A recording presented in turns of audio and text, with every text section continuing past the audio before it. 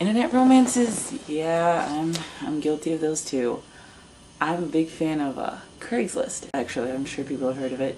Craigslist.com. It's a um, online like classifieds, like personals, jobs, lost, missed connections, you name it, they've got it. My first internet experience was actually before that through Zanga.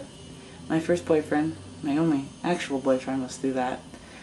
He was a mutual friend of a friend, and we started talking, and he was, I didn't really like him like that. Like, he was really cool, but I didn't really want to like date him. But then again, I didn't really understand the concept. I was 17 at the time, and so he asked me out, and I was like, okay, you know, it's senior year, I have nothing else to do. And we dated for like 2 months because he didn't have a car and I did all the driving, or his parents did. Yeah, that was really awkward.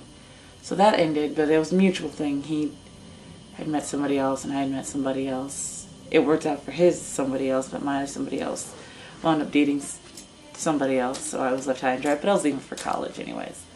So that was my first internet experience. My second one was the summer between my sophomore and junior year. I was cruising through Craigslist. Me and my friends would poke jokes about the ridiculousness of the personal ads.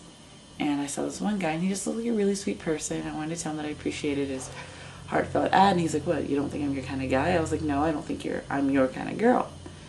And we went on a couple of times, but I really started to like him. And I told him that, and then he just kind of stopped talking to me. So that was cool. And then I met up with another guy, but he was really creepy, and I was like, I gotta go.